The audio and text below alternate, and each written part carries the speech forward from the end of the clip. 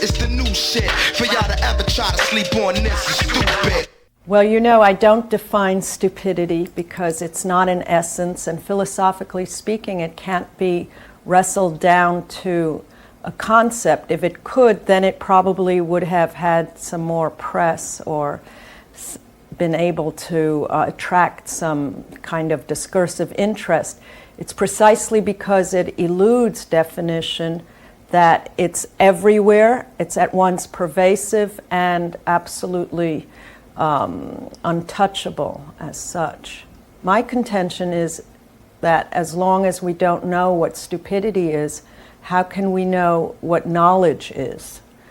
So it's the kind of repressed underbelly of knowledge, and any investigation or rigorous exploration of stupidity would necessarily undermine the foundations and premises that we think we have concerning knowledge. We don't even know how to identify stupidity. It's a kind of para-concept, a quasi-concept maybe. In my profession, and maybe in other professions that are contiguous with mine, you can be outed as anything, a perv, anything. But if you are named stupid, you can forget about it, as we say in New York. Then it's all over. So stupid, or the appellation or the discovery or accusation that you're stupid, really lays you low. You can forget about your career. A friend of mine was in a very abusive relationship, and I was surprised that she only finally left her partner when he called her stupid. Now, for her, that was the greatest and gravest injury and wound that she couldn't overcome. And that started me reflecting. I also, had the sad recognition that some of my people who are close to me are kind of stupid, and I wanted to understand that. I also have a very, very great sensitivity to idiocy, and sometimes, now this boomerangs, sometimes I have been and am an idiot. I'm retarded, so to speak. I don't get it. And I want to know what these kind of lapses and blackouts and regressions, if that's what they are, or blind spots are, because I don't see it in a linear way. Sometimes my stupidity seems to go into remission, and then it's right back out there, making me trip up and mess up on all sorts of things. So it always seemed there, sometimes in a state of latency. But and finally, historically speaking, the Third Reich, which I've been working on, the Nazi state, was a revolution that has often been called a stupid one. In other words, Nazis were often called stupid, and I wanted to understand why, in a moment of political urgency, the signifier stupid comes flying in to cover the field. Someone like Musil pointed out that this was the first, in his opinion, political revolution that named itself as such, that was not interested in being pumped up by intellectual movements. There are no significant tracts, with the exception of Mein Kampf, or Hitler's efforts, pathetic efforts at writing. So he called it the utterly mindless revolution, the Nazi revolution being utterly mindless. According to Marx already, stupidity was third in terms of world historical determining forces. First, as we of course know, there was capital that determined world events and world history.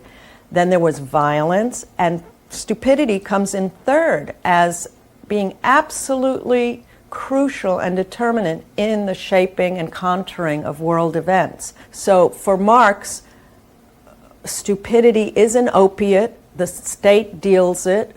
The state pushes stupidity and makes sure that the working class, for example, the prolos, are zapped with stupidity and have the dumbest kind of level of desire and wishes and hopes, and the most narrow and limited type of horizon for action, praxis, thought. They invented and introduced the idiot to put forth the figure of someone who is precognitive.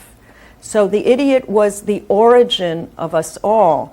This is to say, this is a figure that is a clean slate, that has no memory traces, that is prior to language. So they invented and recruited the idiot in order to make points and score high points about reason and language. So the idiot was needed and created by philosophical inquiry. Stupid people try to measure themselves against so-called stupider people.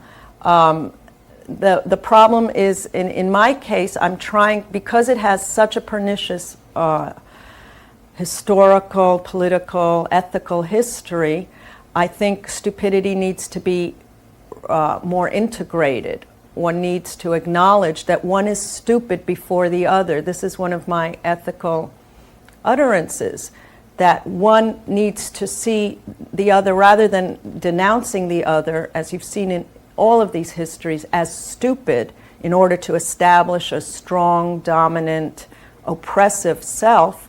One needs to be humbled, as the poets teach us, because they understand primary and principal stupidity or idiocy. That is a poetic concept that's very much in place.